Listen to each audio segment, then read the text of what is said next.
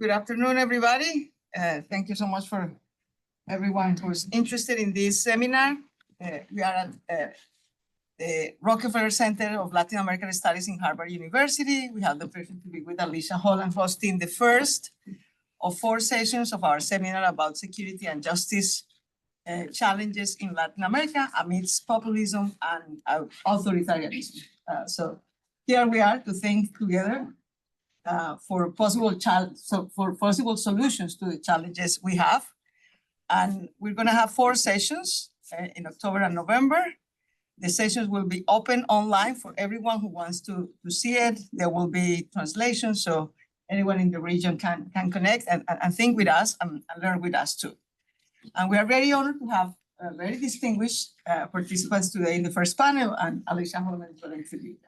Wonderful. Well, first of all, thank you, Claudia, for organizing this fantastic addition to the David Rockefeller Center's programming. I'm excited for this series of conversations.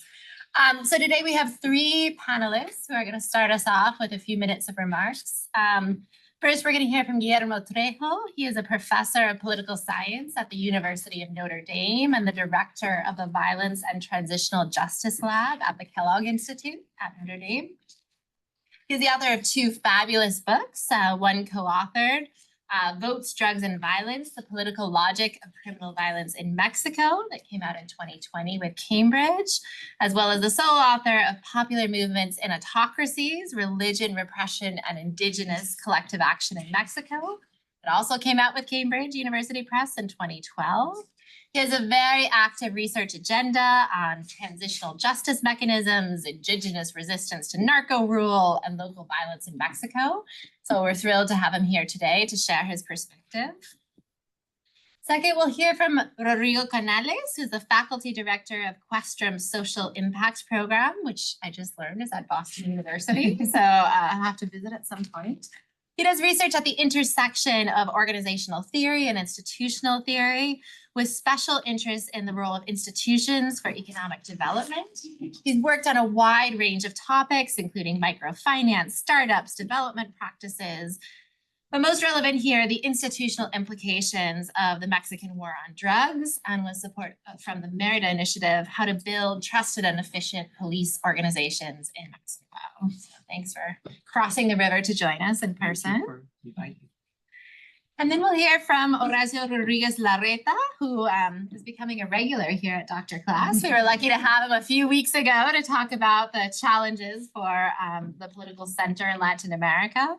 He was mayor of Buenos Aires from 2015 to 2023, and he is returning to Cambridge, given he did an MBA at Harvard University and has a BA in economics from the Universidad de Buenos Aires. The range of experiences in the public sector, from running the social security system, the Argentine tax authority, speaking tasks within Argentina, as well as serving as the head of the city cabinet when Macri was mayor and launching his own presidential bid, which we heard 2 weeks ago was not successful, but lots of energy for how to think about centrist political campaigns as well as security issues.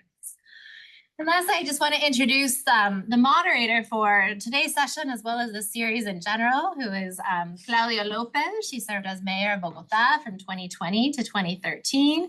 Before that, she was a very prominent member of the Colombian Senate from 2014 to 2018.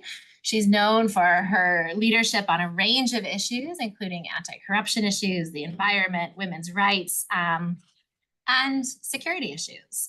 And we're lucky to have her as an Advanced Leadership Initiative Fellow at Harvard University for this year, where we know she's also plotting the next steps in her political career. And hopefully these conversations will serve both to think about the security challenges in Colombia and the region more broadly.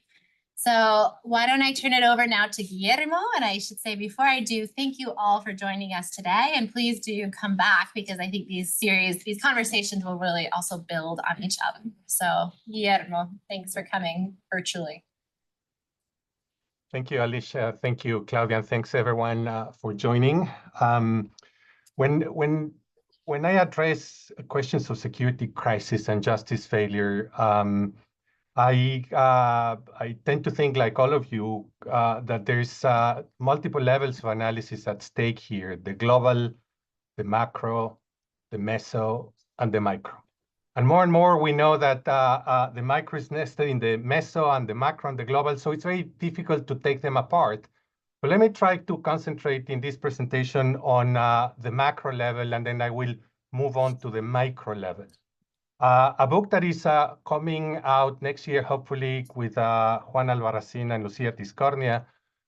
We're trying to understand why third wave democracies, that is, all countries that transition from authoritarian rule to democracy between 74 roughly to 2005, experienced many post-authoritarian trajectories of peace and violence. We're trying to understand why some third wave democracies became particularly violent, but others did not. And one of the key arguments in that book is that what countries do at the time of transition on a repressive history sets countries in different trajectories, whether they adopted robust transitional justice processes, robust truth commissions, they engage in criminal prosecution for atrocities committed under authoritarian rule. That's one path. And a very different one is the one of impunity, countries that fail to adopt any transitional justice processes. If you think about the first set of countries, of course, Argentina comes to mind, Chile comes to mind, Peru, Guatemala increasingly. But the ones of persistent impunity that fail to adopt any transitional justice processes include Brazil, include Mexico, include Honduras, and include El Salvador. What we find here is that the key point here, there's many things that you can achieve by adopting robust truth commissions, extensive criminal prosecution, reparations programs, and memory programs. But one of them is the removal of the counterinsurgent state. And I want to focus specifically on the type of counterinsurgent state that practically every Latin American country built during the Cold War, roughly between 1965 to the year 1990.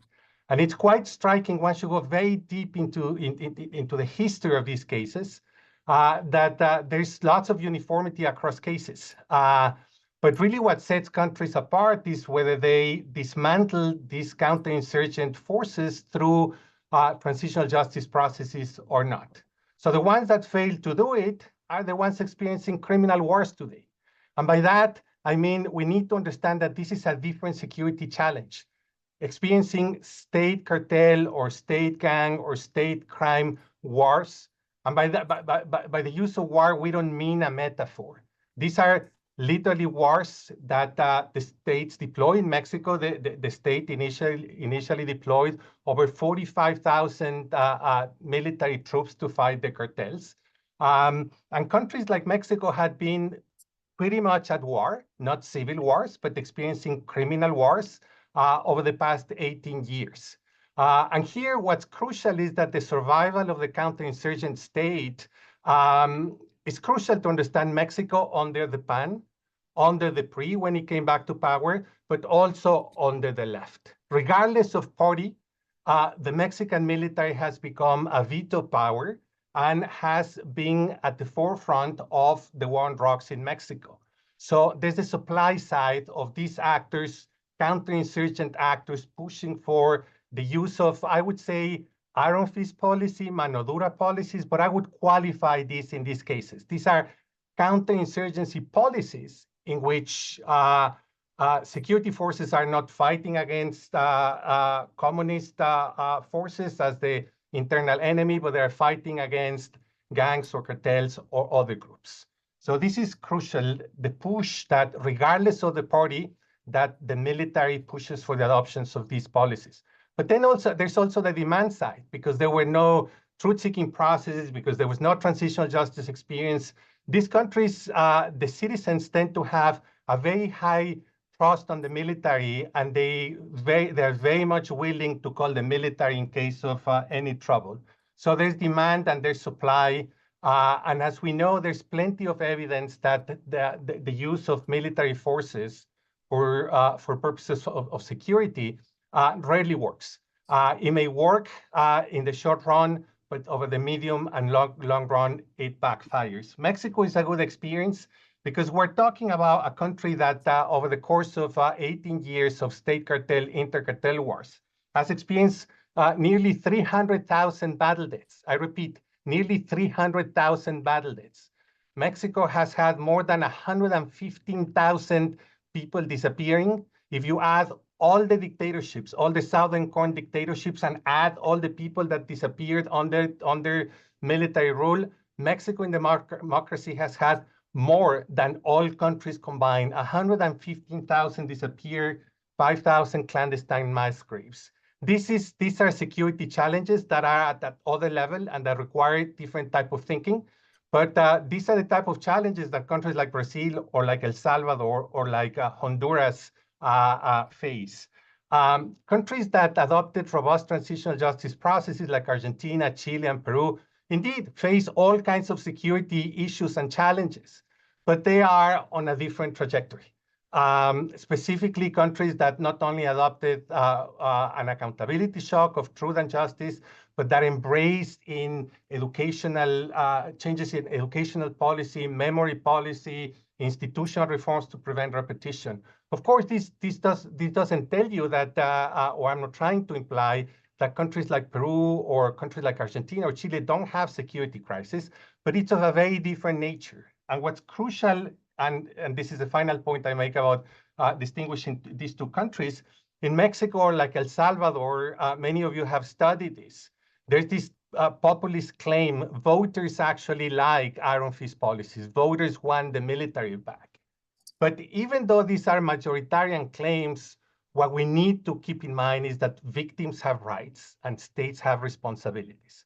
No matter what majority rule may say, no matter what size of the electorate may claim the military and the adoption of iron fist policies, we know that since the Rome Statute in 1998, it is clear that victims have rights and states have responsibilities. This is something that, to different degrees, societies have assumed in Argentina, in Chile, somehow in Peru. Not everyone. These consensus are not universal, but the fact that a large proportion of the population has actually embraced this, some political parties, some institutional forces, it puts you in a different ballgame. Let me move quickly to the second point. I have a third point. I don't know if I will get there, but let me concentrate quickly on those societies that actually failed to adopt transitional justice processes like Mexico, experiencing criminal war zone and so forth. And I want to shift the attention to Guatemala. Guatemala is a country that had a peace process, 2 truth commissions, and nonetheless, 12 years after the peace agreement became, together with El Salvador, with one of the most violent ones.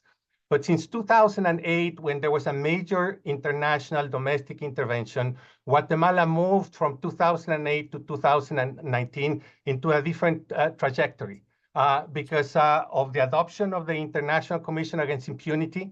So it's not just that the UN came in with funding from the US and with support from European countries, but also that Guatemala engaged together with the CICIG, the CICG, the International Commission Against Impunity, into major reforms of the Public Prosecutor's Office, the police. They created high-risk tribunals. They created an infrastructure and adopted a new approach that revealed to us that there's an alternative to iron fist policies and there's an alternative to the use of the military, that there is the use, through the use of intelligence and prosecution, where you have international actors, domestic institutional actors, and a very vital and strong civil society, a very strong human rights movement. They were able to, together, to dismantle 70 criminal structures where this counterinsurgent state was still involved, but in cooperation with international, transnational organizations like the Zetas of Mexico.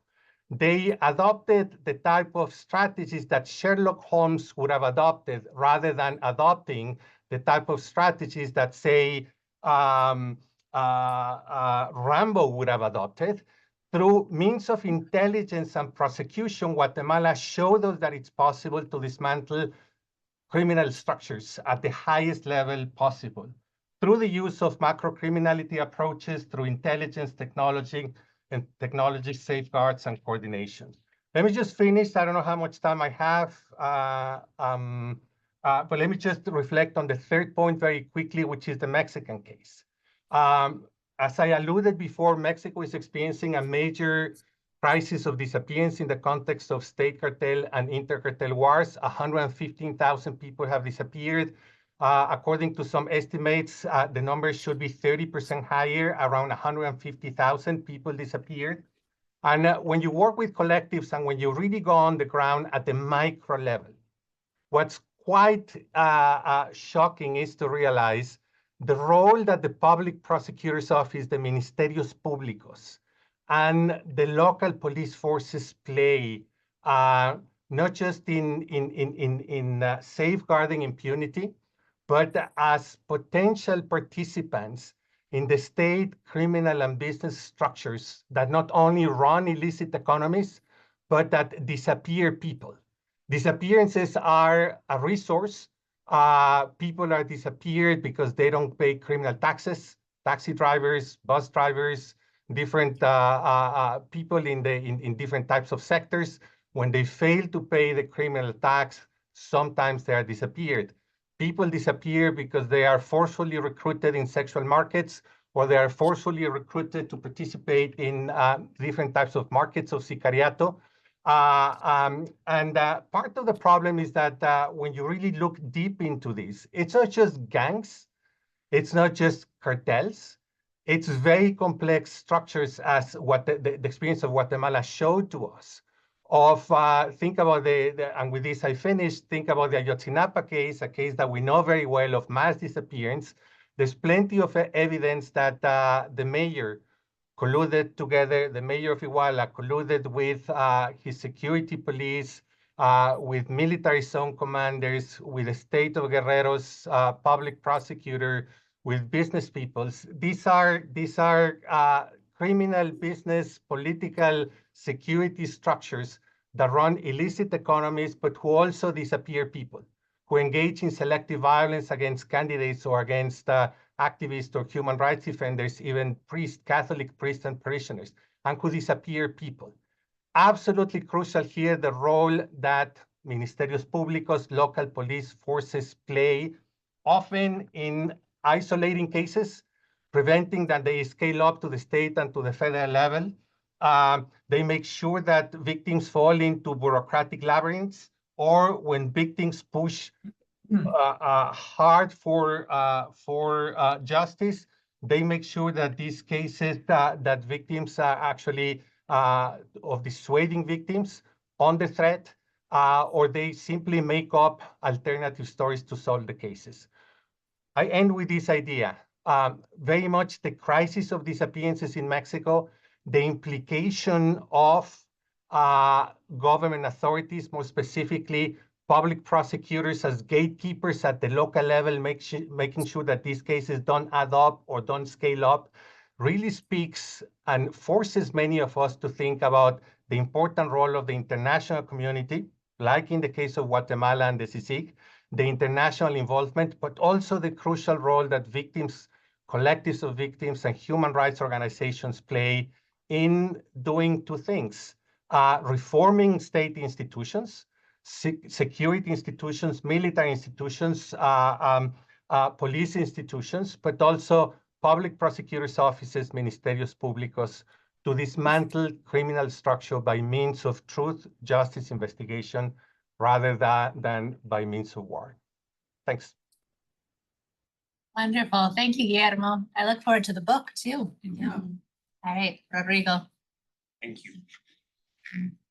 Let me share my slides. I have a few slides. I'm gonna go as quickly as possible. And I think what I'm gonna be talking about is actually, I would agree with every single thing that Guillermo just said, which I've learned is a smart thing to do. But I'm gonna, I think it's complementary. The view that I'm gonna provide is complementary to Guillermo's. So I'm gonna talk a little bit about the angle through which me and my team have looked at this problem, which is very different from Guillermo. Guillermo's looking at the macro dynamics. We're looking at how do you try to build a local police organization that actually works?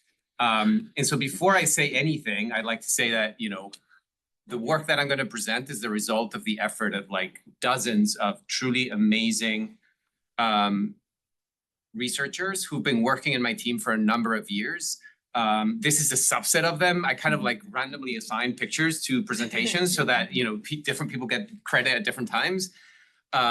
But anyway, I just want to say that I've relied on an amazing team of very talented, mostly women, to do a lot of the work that I'm presenting.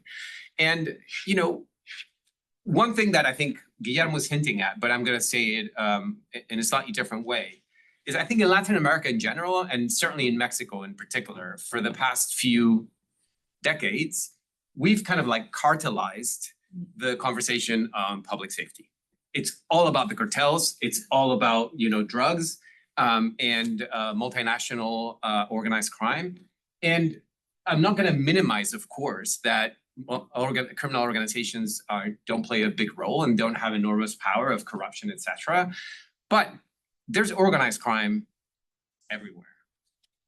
There is very sophisticated organized crime in Boston, probably, and we don't see them behaving with the same level of open violence as we see them behaving in certain areas of Mexico. And so organized crime certainly predates and certainly amplifies weaknesses of the state, but organized crime is not the problem. It is just a symptom that becomes horribly acute when there are other problems that allow organized crime to behave with absolute impunity and to actually, you know, amplify and take advantage of institutional weaknesses, kind of like similar to what Guillermo was saying. In contrast, I do think that when you look at the data and you go into like what exactly is happening at the local level, especially, what you find is this incredible regularity that everywhere you go, what you're going to find is that crime is always localized. It's localized in a small number of people who belong to a small number of groups who tend to prefer small numbers of places to do what they do.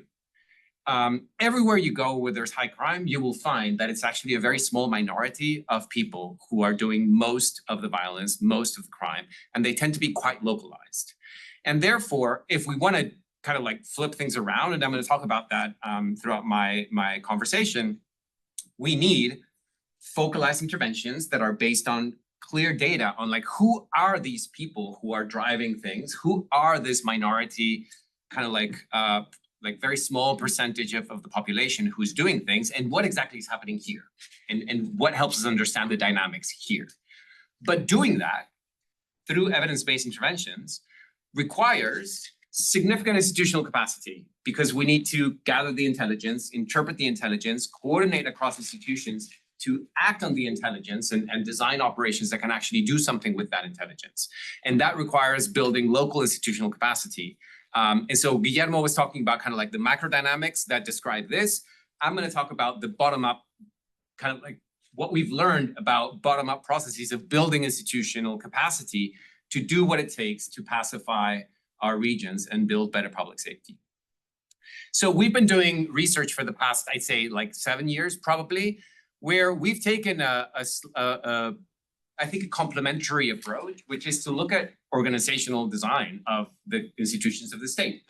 At the end of the day, and especially you who have been, you know, public servants and who've managed public institutions, you know that the institution of the capacity of the state travels entirely through the organizational capacity of the organizations of the state that have to do things. You can have amazing laws. In Mexico, we have some of the most beautiful laws. Some of them have been changed, but we have pretty nice laws. But there's no institutional capacity to enact them, right? Like when you go down to like, which are the organizations and the people who are supposed to enact these things, the capacity of the state always travels through the capacity of the organizations to enact this and the capacity of management to manage, you know, what the state has to do. And so we've taken this complementary view of saying, let's understand what's the role of management and what's the role of organizational design for the institutions of public safety, including police forces and ministerios públicos and these other organizations that Guillermo was talking about. And so we've looked at questions of organizational design.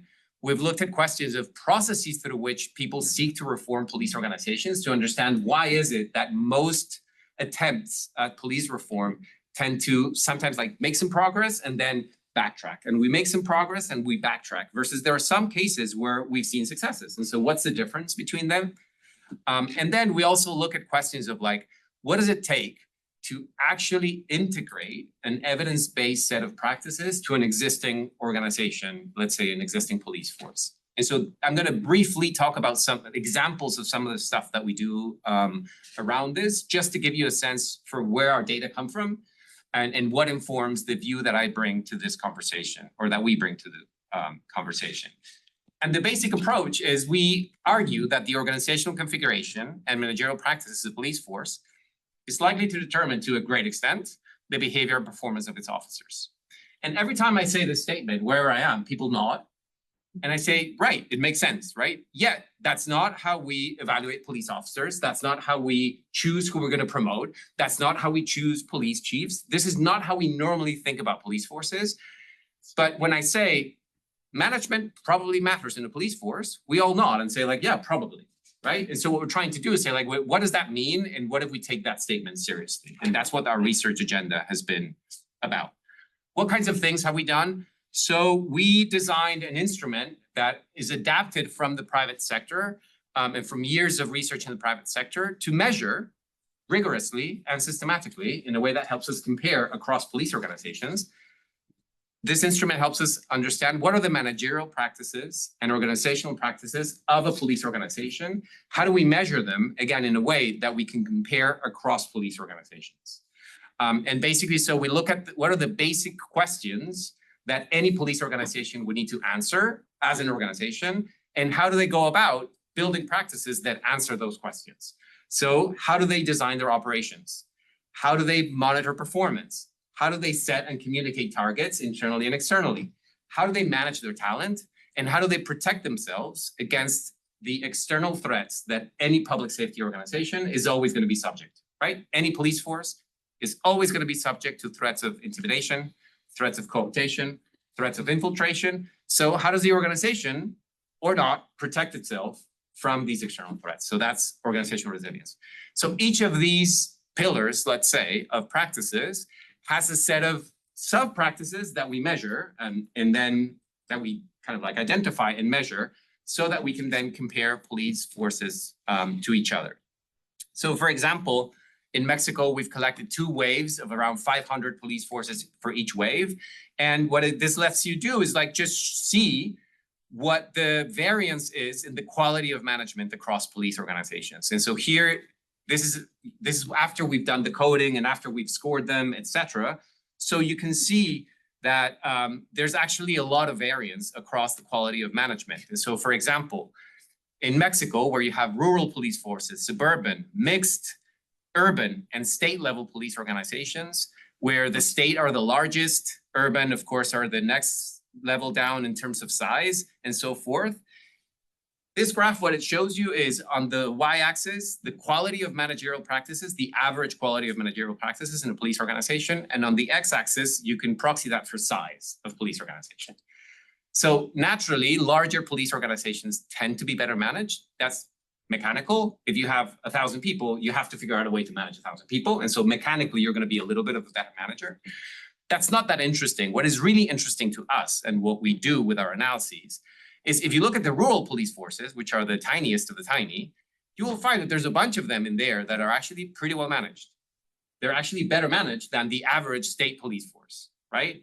And so in looking at the variance within each of these police types of police organizations, we learn a lot about what does a better better managed police organization look like. So this is a kind of analysis that we do.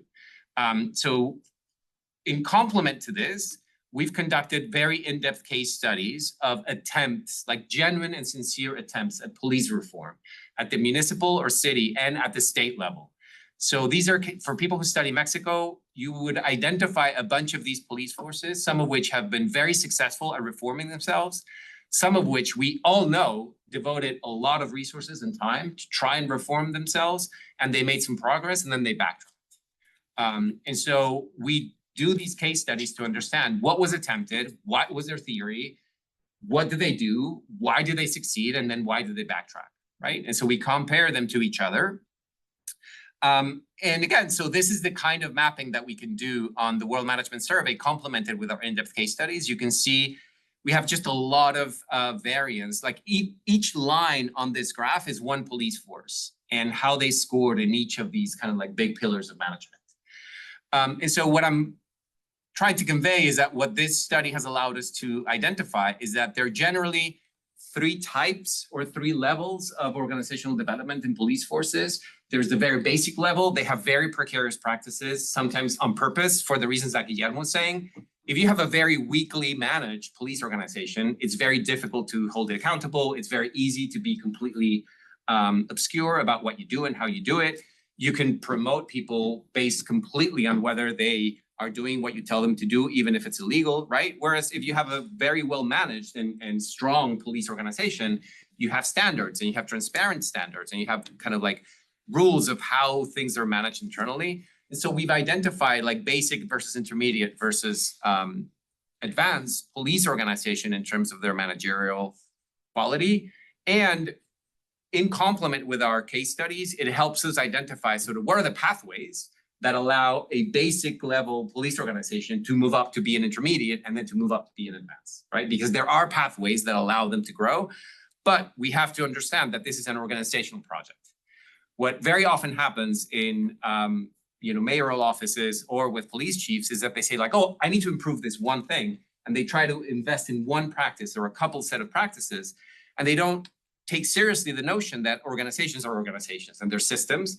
And if you want to improve the system, you have to improve it as a system. And it's an organizational project. It's not about improving who the people are or improving a couple of their practices.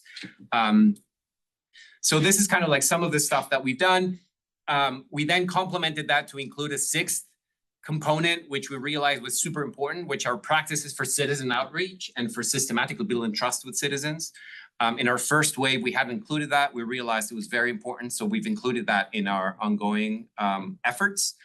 And so again, we find, again, as I showed earlier, there's just a lot of variance, and we learn a lot from comparing not well-managed versus well-managed police organizations. And for all the very poorly managed police organizations in the country, in Mexico, for example, where a lot of the really bad stuff happens, we find really well-managed police organizations who have actually managed to turn their cities around. And so it can be done.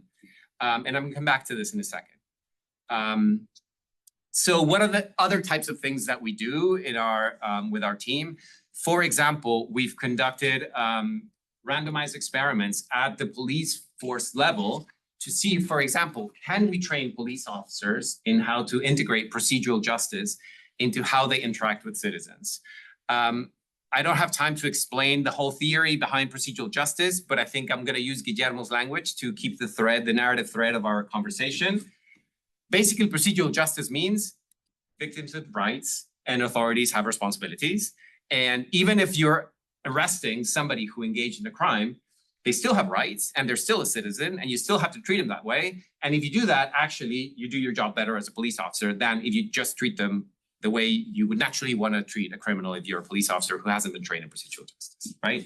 So we've conducted experiments to see, like randomized controlled experiments. For example, in Mexico City, we did a randomized control trial training about 1,000 police officers with 1,000 police officers in the control group to see whether you can train police officers in procedural justice. We did a training that lasted for 3 days, and we also trained their managers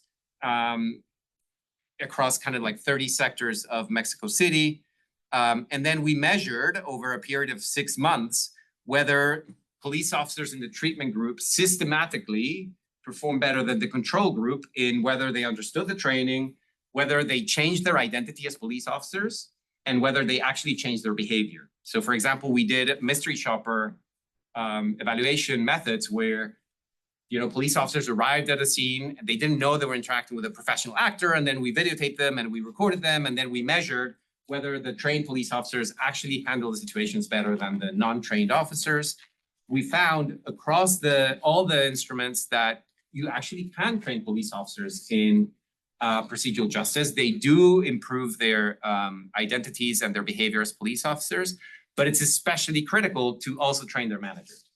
right? We found that if you don't train the managers, the impact on police officers is 30% lower than if you do train their managers as well as the police officers, for example, right? So this is the kind of stuff that we do. And the last thing I'll talk about, which I think brings all of this together and really connects intimately with what Guillermo was saying, is like what you're supposed to do. He was talking about the Sherlock Holmes versus the Rambo approach. So what does a Sherlock Holmes approach actually look like? Well, it's focused deterrence of violence. And so in Mexico City, we implemented what I think is the first successful effort at bringing focused deterrence of violence, which is, for example, the Boston. If you heard of the Boston Miracle, that's focused deterrence. If you heard of the Oakland ceasefire process, if you heard like of these successful cases in the US of bringing gang violence down, that's focused deterrence. We worked with the Mexico City government to see whether there's a lot of skepticism that focused deterrence could possibly work in Latin America because of cartels and because of all these things. And so we brought it to Mexico City. We selected a particularly violent sector in Mexico City, which is Plateros. It's about the size of Oakland. The sector of Mexico City is about 250,000 people. Very high and very persistently high rates of homicides in this sector. And so we implemented ceasefire, which basically is a process of coordinating. I'm sorry that I'm going to post these slides for people who are interested so you can see what's all in this. But this is just to show you like all the different sectors of government that have to coordinate when you truly want to do the Sherlock Holmes approach. Because what does this Sherlock Holmes approach take? Well, first, you need to start, this is the theory of change or the strategy cycle.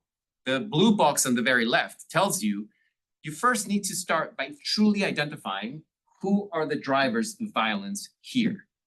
Part of what happens with the cartel narrative is that it removes responsibility from everybody because it's like, oh, it's just a cartel and it's just because of drugs. And so therefore they're shooting each other and that's it. That's all that's happening. And so we can't possibly do anything because it's the cartels. Of course, in Mexico City, there's cartel presence. It's a massive drug market. So there's a lot of cartel presence. But what we found is when we did a study of like the detailed dynamics of violence at the local level, we found actually there's no such thing as a cartel that operates at every level. Cartels then subcontract work to bigger gangs, who then subcontract work to smaller, very local gangs, to sometimes subcontract that to even smaller, teeny tiny gangs.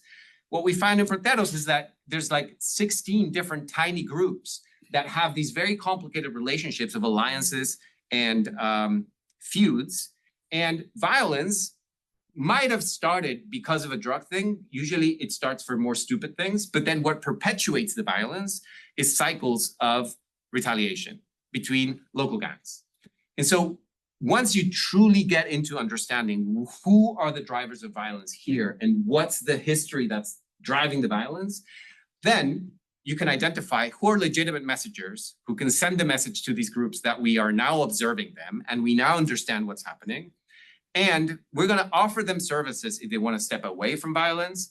But if the group stays in violence, we will hold the whole group accountable for the violence. And we're going to bring down the law to affect all the members in the group who are maintaining violence.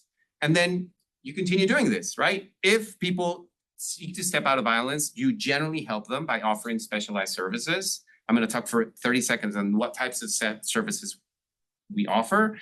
But if they stay in violence, you affect through all the legal levers that you can, and with procedural justice, you affect the whole group.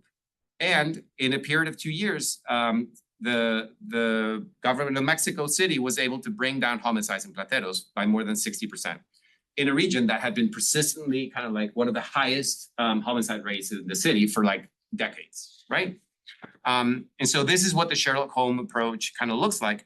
But what you'll notice here, and in everything that I've said, is that in order to do this, police organizations need the institutional capacity to do this, to collect the intelligence and analyze the intelligence and then coordinate with the other actors of the justice system to then identify what can we do and design the levers and design the services so that you can actually close these loops. But when you do it, it actually works. And, you know, just, I said I would say for like, you know, I'm 1 minute above my time, but the types of services that we've offered to victims of violence who are perpetrators themselves, because these are cycles of victimization and perpetration of violence, you know, health services to the victims of violence. I don't care if you're a gang member or not. If you got shot, you're a citizen who got shot, and you deserve to be treated like a victim, and your family deserves to be treated like a victim. When you do that, it actually instantly begins to turn around the relationship that they have with the state, because you help them at their most vulnerable moment.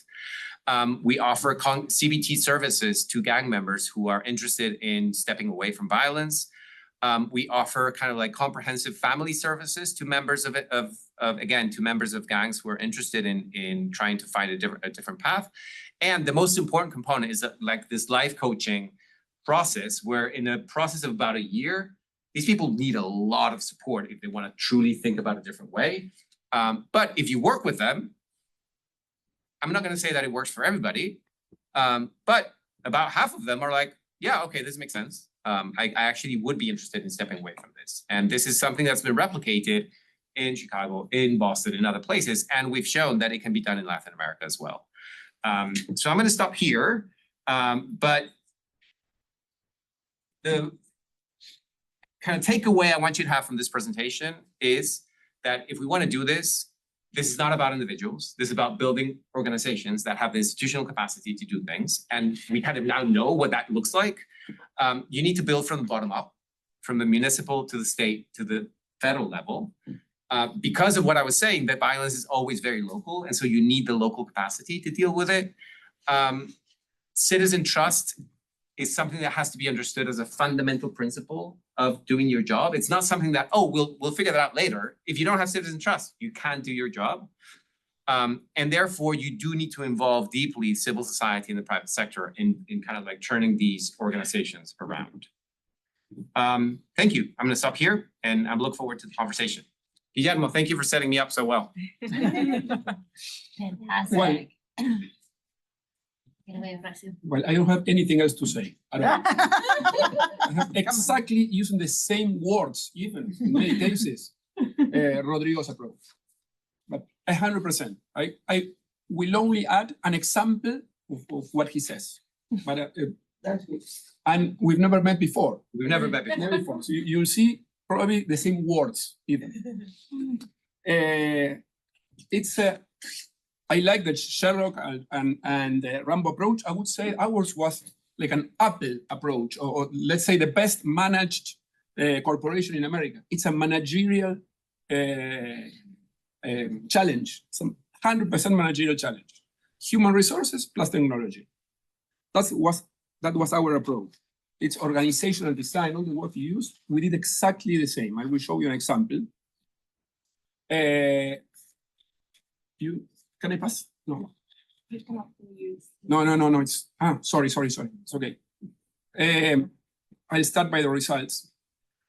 We get to have the lowest homicides every 100,000 inhabitants in the history of Buenos Aires. That's on the left. We ended up with 2.90 per 100,000 inhabitants. It's the best ever in Buenos Aires history. And it's the best for any American capitals, but Ottawa, Canada. For all the others, the best figure. And the robbery theft on the right, it shows the same. But as important as this, let me go to the end. I show you quickly results. The perception, what people think about it. Sorry. I'll show you then, this is how safe do you feel living in Buenos Aires? It started in 18% of people said they live safe, and it ended up in 52, very secure, and 85, very plus something secure. So if you see the trend, the question is how? Management, it's 100% management. We haven't changed any single law. We haven't changed any single judge. We haven't changed any single prison because it was not in my authority. We didn't change anything else but the management of the police. It all started, and it's one of your lessons at the end, it all started when in the beginning of 2016, when Macri was elected president and I was elected mayor, the first measure he took is to transfer the federal police that was located in Buenos Aires to the city. So as you said, it's a local effort. So he transferred to the city 25,000 policemen from one day to the other. There was no transition. That was probably the most discussed decision and the best decision we took. Policemen cannot have more than one boss. If it is a long transition, as most of the textbooks would say, you may be years not being very clear who was the boss. And for a security organization, you need a clear and one boss. So they changed, or they were trespassed from one day to the other. Then, of course, we had to adapt all the processes, everything we had to adapt. The careers were different, the salary system, the health system. We had to change everything. But we did it in one day because the city had already 5,000 policemen of a local police, very, very small. So we put together 25,000 plus 5, like an average of big organization, and we started a process of consolidation. But from day one, I was the boss of all of them. And what we did is it's management, 100% management. And the results, sorry, can you? Or I can do it from here.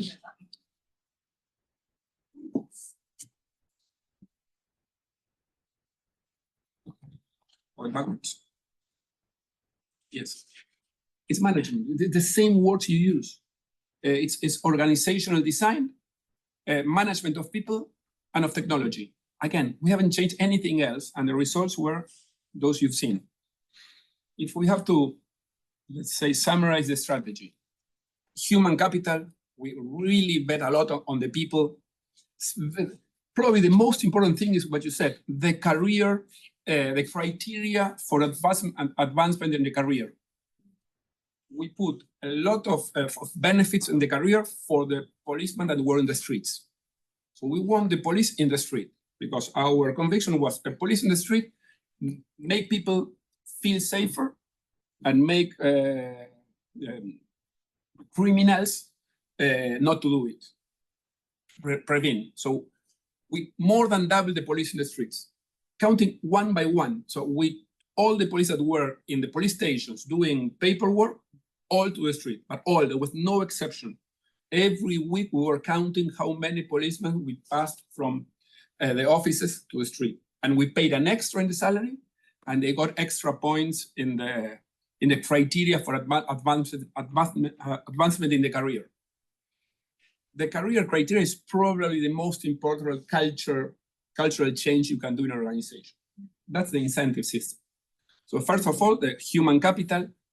We have a training institute in Buenos Aires that you cannot believe that exists in Latin America. We call it as a kind of West Point in Argentina.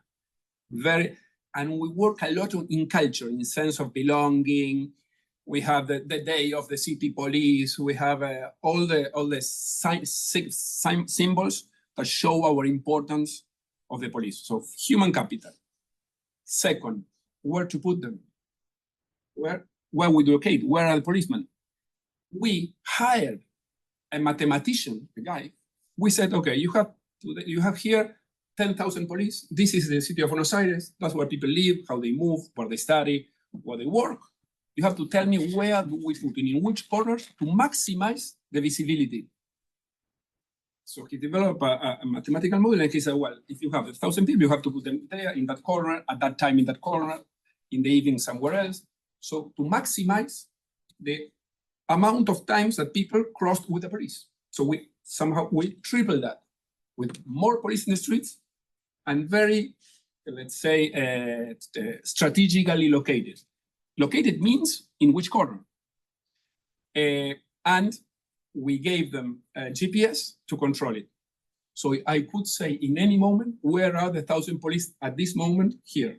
And where they out, when they are not in the point, in the corner they have to be, we have like a light that shows that something wrong is going on. So very well located and controlled. Third is technology. Technology is everything. And technology, for a manager, it's very difficult to know with technology, because being in Buenos Aires, You have millions of people showing up saying they are from the CIA, from the FIB, from the Mossad of Israel, and they want to sell you anything. They want to sell you, they come and show this. Well, that's a very, very difficult issue to know exactly what it works in your city. So we develop a camera system that we get 75% of the city is seen by a camera. But the more important is not the camera itself, that today is a commodity, is the intelligence system that reads the cameras. Because we have 15,000 cameras, we cannot have 15,000 police looking at every day what's going on in the camera. So every year we improve, the market improves all the intelligent view of the cameras. That's very important. Also, very good communication systems and what you call the Sherlock Holmes approach. We follow the criminals. We knew the CV of each criminal, where they live, what they are, because as you said, it's concentrating in a small amount of people in a small amount of areas.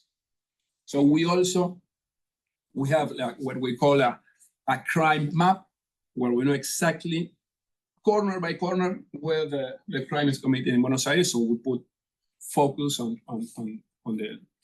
Then equipment, infrastructure. That's also very important for showing the policemen that you take care of them.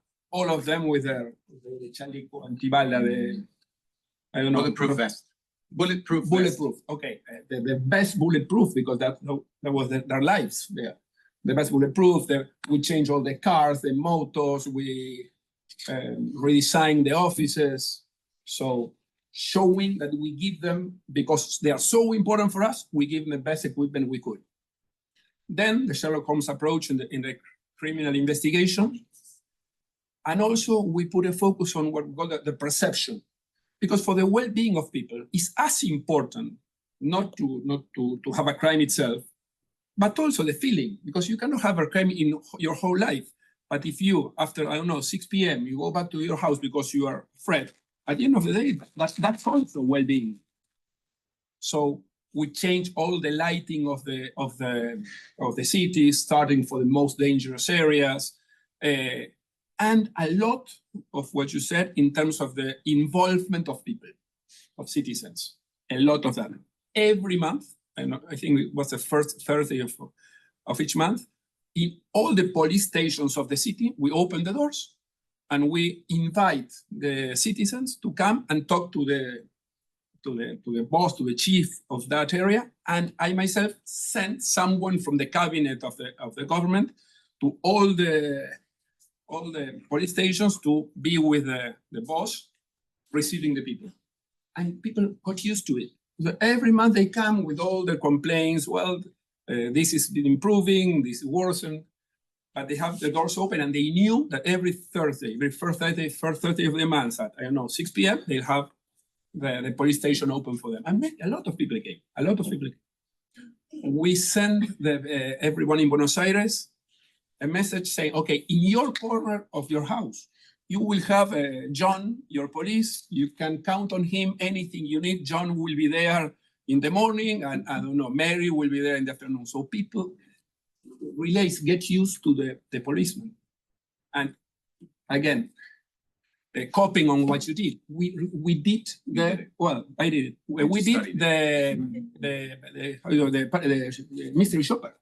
I did it with all the police in the streets. We send mystery shoppers to see how the policemen react when they ask for a question, when they ask for where is that street, or if they have a more aggressive approach. And we measured everything. What's not measured, it doesn't improve. What it's not measured, it's only story. We measured everything. I'll show you a couple of examples of what I said before, and it is all management approach. As I said, we sent all the police to the streets, and again, we have once a week, I visited a police station, and we have a meeting in that station with the bosses of the whole police, and they were showing me week by week how they sent to the street one by one. I fight for one. What's happened with this guy, Peter, that is still in that police station to the street? So again, the training is very important. Again, We have 2 years of people living in the institute where they are trained. And the last 6 months, they have a dual training in half in the institute and half in the street, so to be having an experience. And above certain levels in the organization, you have to be a professional. You cannot get to certain level if you have a professional title. And they have practice all around the career. It's not that they're trained at the beginning, they are now. All around the career, they have to show hours of practices. We develop a special force for I don't know, difficult situations, a lot of psychological help. This is the most exposed to violent and difficult situations. As I said, we double the amount of officers in the street. Again, a fight against absenteeism. Absenteeism started being 25% of absenteeism per day. We reduced. I mean, that's detail. That's and we put 1 officer every 4 blocks, so they have to move. They have a point, a corner, and they have to do like a cross, 100 meters back and forth. And we measure the amount of meters they do every day. We measure everything. What's not measured, it doesn't improve. It's management. The same as for the system for calling for an emergency. We measure every second it takes to get to the. We had an average of 4 to 5 minutes, which was good. But the best thing is with very, very little standard deviation. Everyone shows they are 5 minutes, 4 minutes, 5 minutes. And it took 4 seconds to be attended when you call. Again, everything measured. Or the same with the cameras. For example, car robbery, when we have the cameras put in a way that you cannot make more than 4 to 5 blocks driving a stolen car that the camera takes you. More than 5 blocks, you can never leave the city without being taken. So car robbery reduced more than 50% because people, I mean, they couldn't go out the city with the car robbed because they are got from the cameras. Again, that's been done also by the mathematician that they put the camera strategically. We had a precinct, a transitory precinct in every police office, police station in the city. So to have probably 1 or 2 people in the precinct, they have 10 policemen taking care of them. So we consolidated that in like 7 or 8 in the whole city. We reduce a lot the amount of policemen that have to take care. That's while they send them to the federal prisons. All to have more police in the streets. Again, we bought the best technology vehicles we could. We bought these taser weapons that started to help. Again, the Sherlock Holmes, that's all examples of what Rodrigo said before. Management. And we have a very strict management method. I had that page every week that was like for me like the Bible. I had there everything. It's difficult to see, but you see there the amount of the percentage of the points that we decided they have to be a police that are covered every week, the amount of meters as an average the policemen walk every day, how long it takes to get when there's an urgency call, how long it takes, everything measured, everything measured. The amount of policemen, the reduction in absenteeism, that's measured for the whole city. And the city is divided in 15, we call them comunas, 15 comunas. And in each comuna, you have an average of 3 or 4 police stations. So for every police station, you have the same page. And they have to present me every week.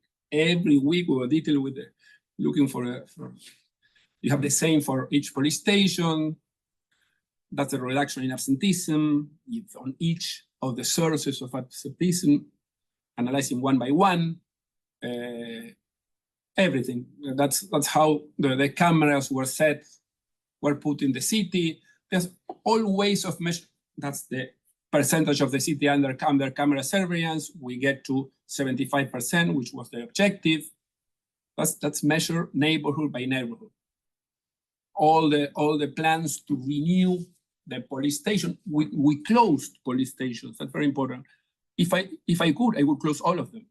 Because for a police station, you have policemen inside the police station. Policemen in the street, you don't need a police station. For example, I changed with it. Before, a police has an 8-hour period per day working. So before they went to the police, they get let's say an order for the day, what they have to do during the day. They go to their point, 6 hours there, and then they come back to the police and report what happened that day. So of 8 hours, they lost 2 hours, one at the beginning, one at the end. So we make them take their position directly in his point. So with that, we increase the amount of hours police in the street by 30%. Just by taking their job with the phone, they got the order there and they didn't go to the police stations anymore. So 30% more policemen in the street. These kind of measures were the ones we took. And again, for anything, you have measures. The only discussion I would add is the level of government that has to manage the police. That's something we talked with Claudia a lot. My view, my experience is that for big cities, let's say above, I don't know, 1 million for sure, it's much better to have the political authority close, the political authority that manages the police close to the people.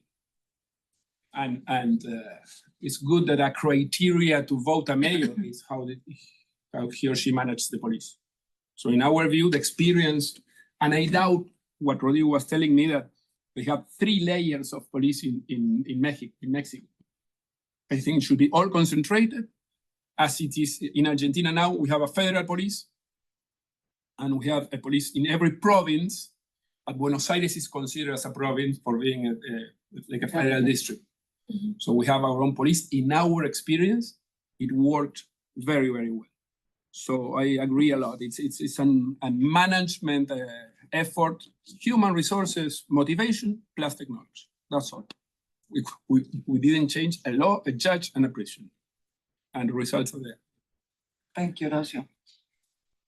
Well, I think have been 3 fantastic presentations from different perspectives and levels, a very macro level from Guillermo, and a more detailed non-city level from both Rodrigo and Horacio. So I don't know if people here has some questions for them, for any of them in particular, or I don't know if we can have somebody online. I saw there were some people raising their hands in the.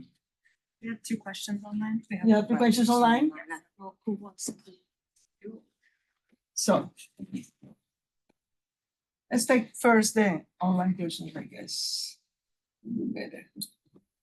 So Manuel Alberto Rodriguez, who's connected, thanks for the presentation regarding how to optimize police organizations in different levels. Would you be able to try this approach in a country like El Salvador? Even though the current results have been effective in reducing violence, I mean, changing the El Salvador national approach to a more local driven thing. Daniel Noreña also do another question. Pertaining to the presentation of organization, how can you promote these approaches if the system is deeply corrupted? So should we give more power? I guess is the point that the Guillermo was saying, right? If you have this involvement and cooptation by organized crime at the local level, empower them with a local authority such as the management of the police, could make things even worse rather than so. How could you deal with that? For example, in Ecuador or in Mexico, how to distinguish between the places in which the state has been captured from places in which the state has the ability to pursue. I don't know if Alisha maybe has a question that we will see. I do have some questions. I mean, I think the biggest tension I see between these presentations is really taking institutional history very seriously versus potentially treating the police as organizations and tabula rasas. So I'd love to dig into that a little bit, because it's not like these reforms have not been tried at various moments in time. And Guillermo, for you, I think the question is really one of path dependence, because like, let's pick up on the case of El Salvador, for example. if I read El Salvador, it's not that there was an attempt at transitional justice. I mean, if you looked in the early 90s, El Salvador tried, it had a truth commission. It tried to move from an adversarial to, inquisitorial to an adversarial system. It did a major police reform.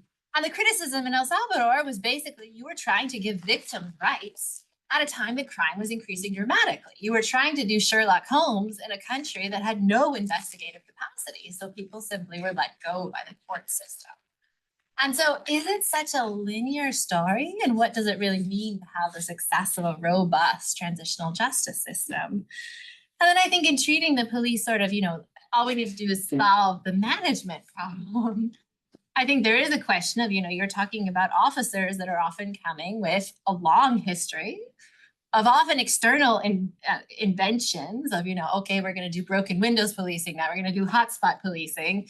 And at the same point, there are challenges. If you think about, the quality of the evidence that then gets translated to the court system that takes 5 years to resolve the most basic preliminary case. So what are the sorts of institutional histories that you have to overcome? And I would say particularly when you're trying to coordinate across the police to the judiciary, across different police forces, that often some are seen as corrupted and distrusting of the other parts of the system. So can you simply manage from below and expect the entire system to change? Guillermo, do you want to start?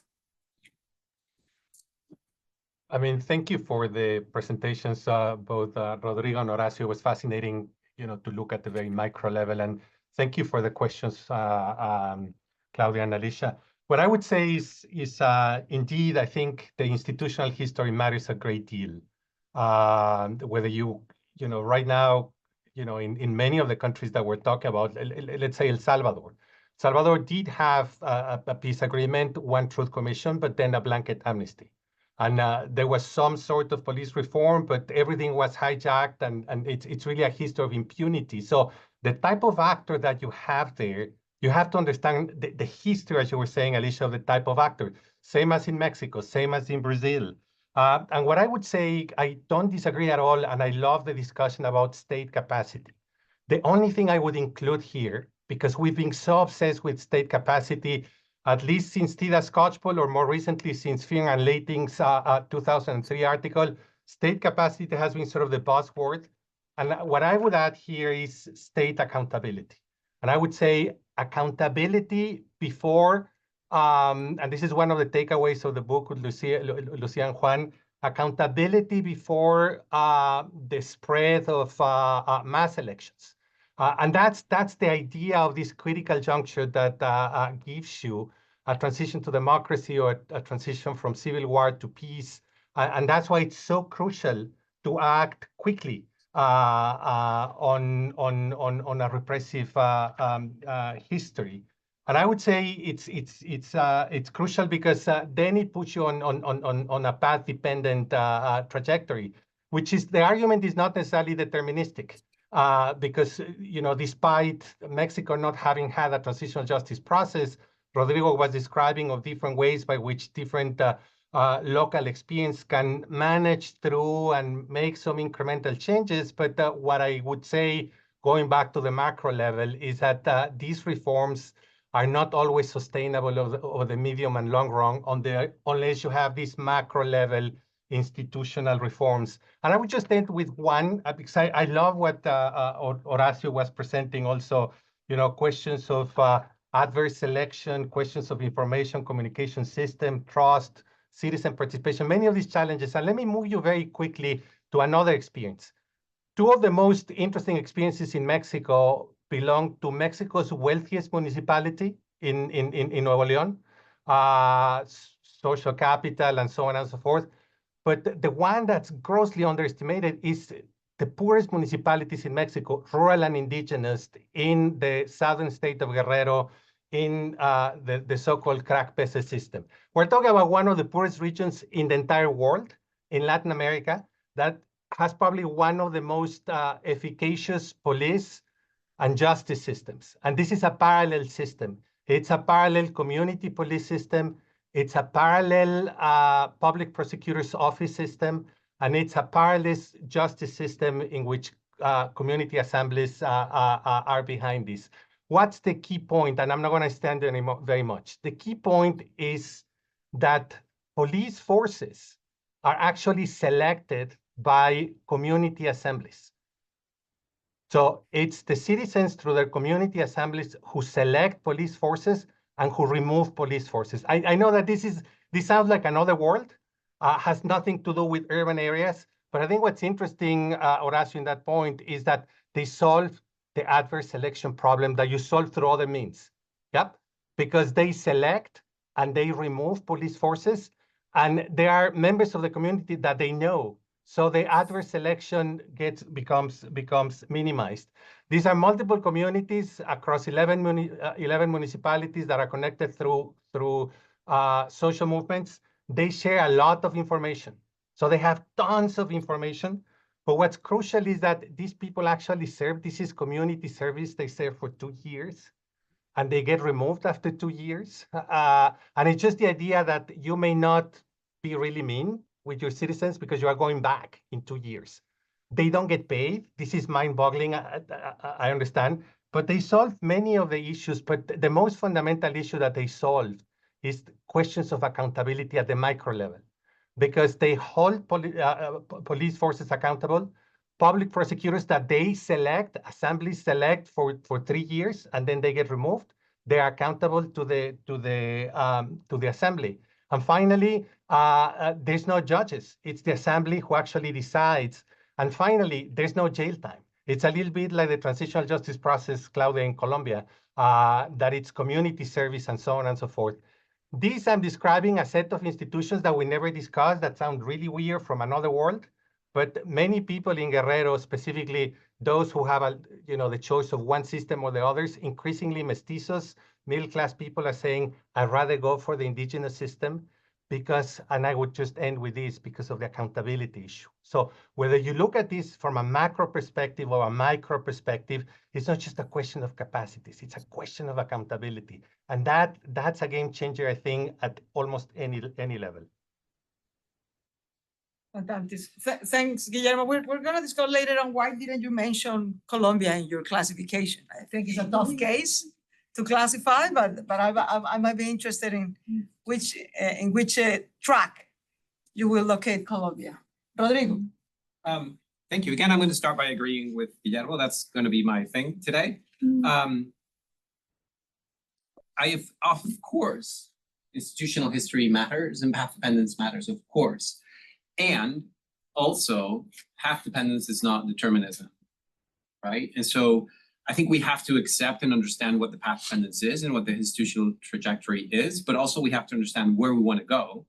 And starting from an understanding of the trajectory and what has led us here, but with an eye that, of course, this needs to be transformed.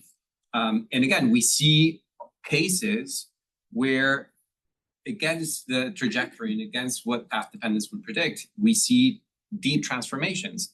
I would add to your examples, Guillermo, and I know it's very well known in Mexico, but a very poor municipality in one of the most violent areas of one of the most violent states, which is the Estado de Mexico, right next to Mexico City, Ciudad Neza is a case where they've completely transformed the police with very little money, actually. The chief of police there used to say, I don't need cameras because I've got citizens. And I've got their eyes, and because they trust me, they give me all the information I need. And he always used to say, if you make me choose between citizen trust and cameras, I'm going to choose citizen trust every time. You have to choose. Exactly. Well, but the point for him was like, they didn't have money to bring in cameras, and so it's like, oh, without technology, no. His point is like, if you invest in management seriously and you take institutional reform seriously, you can get it done as long as you understand what the true levers are. To your point, Guillermo, in our case studies, looking at sustainable versus unsustainable cases of institutional reform, the biggest predictor of whether the reform held was whether in the institutional reform project, they actually designed an accountability mechanism that was designed to provide continuity beyond the political cycle of the mayor and the chief of police. You have a mayor who's very committed and a chief of police who's very committed, but their terms are going to end. And you can't predict whether the next one is going to be equally committed. And so you have the case of Chihuahua, for example, which I think is a really interesting case study where they built this body that is it's called FICOSEC, and it's a body that is designed for the accountability of the public safety system. And this body sits on like above the chief of police in terms of accountability structures, but it's a mixed participation body. There's people from the private sector, there's people from civil society, and of course the mayor's office and the chief of police have to be there. And that the way it's written into the law, etc., is that body operates on a cycle that is longer than the mayoral cycle. And so they provide accountability and making sure that if a strategy is functioning, we will maintain it and we won't let you just backtrack on it. And so that question of accountability and the mechanisms of accountability in places where we can't have the kind of, citizen-driven election of police officers, because in the city of Buenos Aires or in the city of Chihuahua, that of course wouldn't work. But that doesn't mean we cannot have an institutionally designed body of accountability that ensures that sustainability is maintained. The last quick thing I'll say is, the question of corruption gets asked all the time, of course. I'd be very curious, Horacio, about your experience managing it, but what we've observed in looking at many different police organizations, first, there's not one corruption. There's a variety of types of corruptions and mechanisms through which corruption travels, some of which are much, much, much, much worse and priority, and some of which still unacceptable, but we can get to them a little bit later because we need to focus on this, right? And so the question of what do you prioritize first, as you're trying to transform an organization, as you're trying to transform a system, I do think you need to have the capacity to kind of strategically prioritize and say, all right, we're going to coordinate on transforming or focusing on this problem first. And why? Because we have a theory of change that if we fix this, then we can fix this, then we can fix this, and you can't do everything at the same time. And I think with corruption, that's what happens. What we have found is that the vast majority of almost kind of like crime, corruption is actually pretty focalized in police organizations. But the problem with police organizations is because of the way they're designed, if people who join the police force because they want to be entrepreneurial and they want to be corrupt, they're also very good at moving quickly up the ranks if it's weak because they want to be able to get a franchise and they want to be able to manage things, and that's their entrepreneurship. And so once they get to a position of authority and you don't have mechanisms to identify them, then it looks like the whole structure below them is corrupt. But actually, maybe most of the people below them would prefer not to be corrupt, would prefer to be good citizens, good police officers. But right now they're operating under a command system that is operating as a corrupt franchise. And so using the same mechanisms of intelligence that Horacio was describing for how to identify crime, how to identify the criminals and where they are, you can use the same intelligence mechanisms to identify who are the worst drivers of corruption in the organization and start there. And what we have found is that when you do that and you complement that with the kinds of incentives and managerial systems that Horacio was describing, it turns around corruption much quicker than you would imagine. In these places, like we've seen police organizations that everybody knew they were completely taken over. And like Chihuahua, like, Ciudad Neza, like they turned them around. I'm not saying it's easy. I'm not saying institutional history doesn't matter, but I am saying that it needs to be done and it can be done, but it has to be done with kind of like a lot of thought and care. And measurement, as you mentioned before. But I have a couple of complementary questions to Horacio.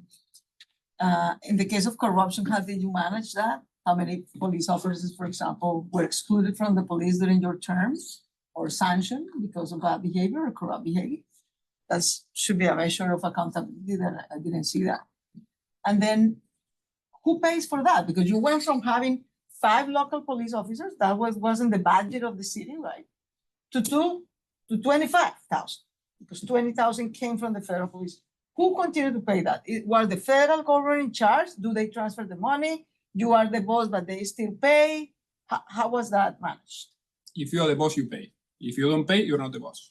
Okay. So do you raise taxes? Or? No. When the policeman was transferred, the exact amount of money that the national government Was spent transferred with them. on those police, they gave me that money. Okay, So it was like clean. clean. What happened? 5 years later, when the government changed, I was in the opposition of the national government. The president, one day he decided to cut by half the money he transferred me for the police. I ended up in the Supreme Court and I win. I win in the Supreme Court. So now the national government is giving the city the exact amount of money they spent before on those 20,000 plus the cars and whatever. Corruption. We took an approach of total civil control of the police.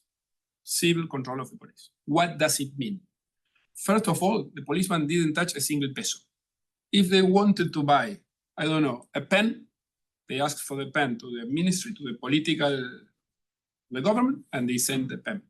They didn't touch a single peso. That was a source of corruption. In anything they bought, in all the procurement of this, it's a huge 25,000 policemen, a lot of money. They didn't touch a peso, first thing. Second thing in terms of civil control, internal affairs, which is very important, where people denounce the corruption, civil, out of the police. Because before you have the same police controlling their own classmates that they were together the whole career, and then they have to control and receive all the denounce, you say denounce? Denuncias? Denuncias. Yes, denounce. Complaints from the citizens. They were received by the one that is internal affairs, which used to be in the whole career in the same, I don't know, cohort of the chief of the police station. So out, all civil. So that helped. We didn't have a single denounce of a head of a police station in 8 years. A single denounce. It's not a trial, a denounce. Of course, they are at the very, very lowest level. There could be some denounce, but we have a single problem in terms of corruption. My experience is in here, these organizations are very vertical. Mm-hmm. If you give the correct symbols and incentives at the top, it quickly goes down and all them move to what circumstances say. It's a perfect Gauss trend, yes. I mean, you will always have a small part of corrupted in any case and a small part of not corrupt in any case. The whole 90% of them will adapt. If you give clear sign there's no corruption, we raise a little bit the salary. Civil control, they don't touch any peso, we didn't have a single problem. Of course, if you develop a corrupt environment, you will all go to a corruption. But really, we didn't have a problem. Civil control, a lot of, again, as you say, Sherlock Holmes approach. We investigated when there was a denounce, everything. But we didn't have a problem because the message we sent from the top, there was no corruption allowed at all. And we didn't have problems. And it changed from one day to the other once you give the correct incentive, because it's a vertical organization.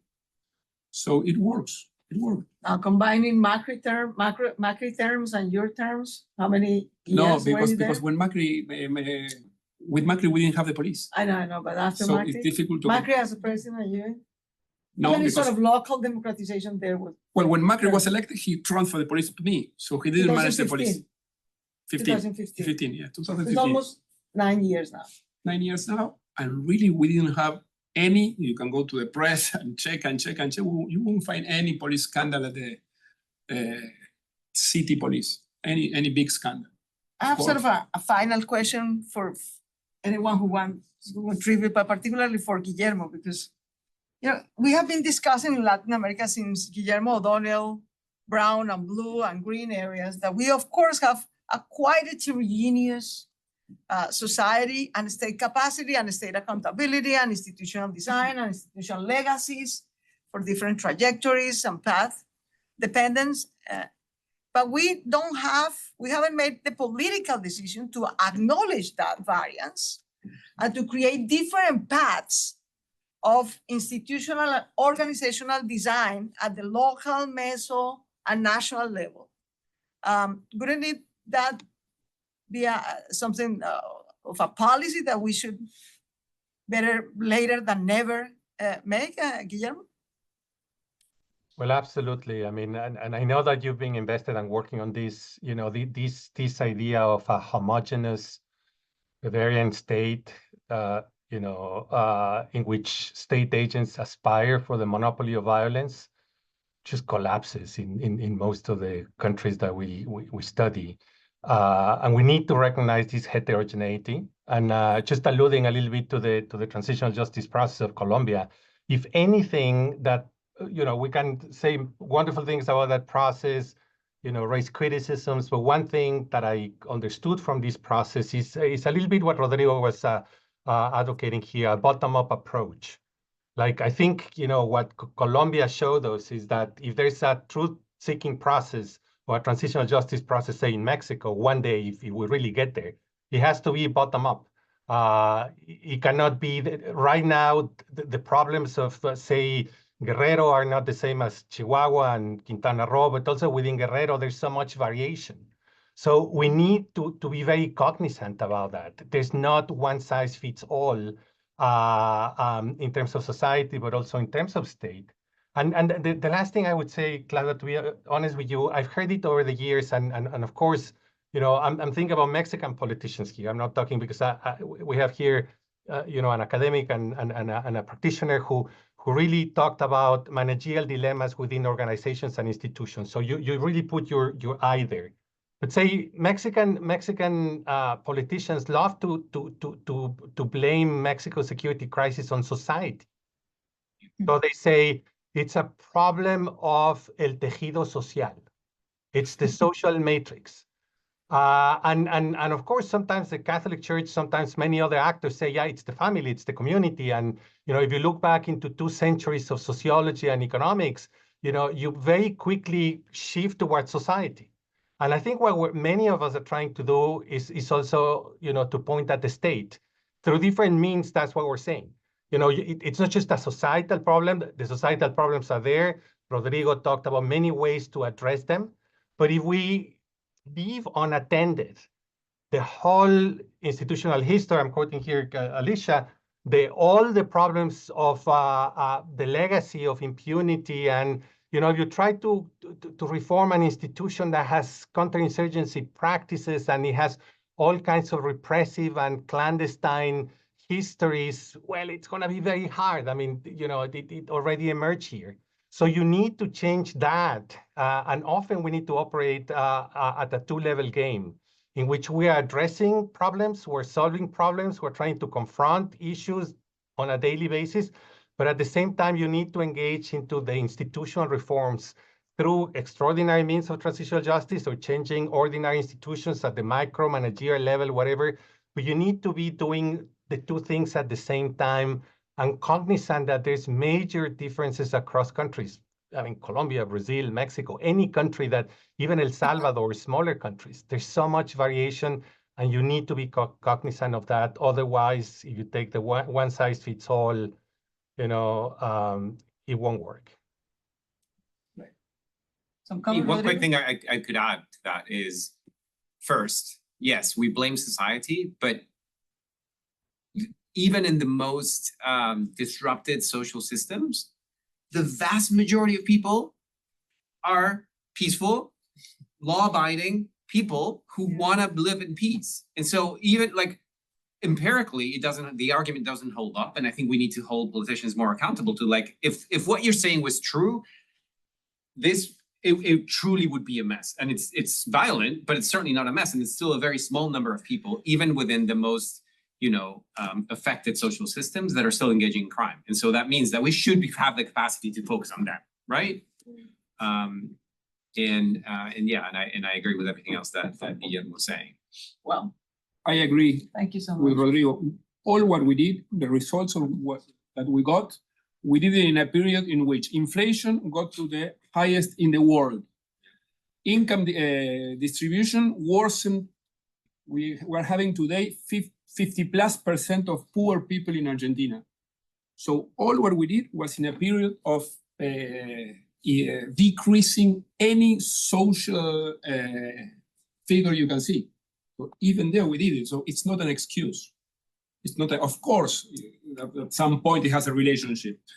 But all what we did was in a very, very bad period in terms of economy and society. The big question that I don't have an answer is how to institutionalize the managerial changes. Yes. Because if you ask me if I can assure that nobody will change, I cannot. Yeah. It depends on leadership too. It depends on people. I mean, we have a hypothesis, or we think, but I don't think we have Which time. is accountability, but one of the Yes, points, yes. right? I mean, we. For accountability, you have to have the responsibility close to the people. Close to- So you in Bogota have to transfer the policeman to the city. I wasn't being able to convince my people there, but I know you. I think we're run out of time, but thank you so much to Alisha, to Horacio, Rodrigo, and Guillermo. And for those interested in this seminar, we'll have the next session on October 28th at 12 East time. So keep looking at the media to get interested in this. Bye-bye. Thank you. Muchas gracias. Gracias. Thank you all. Thank you.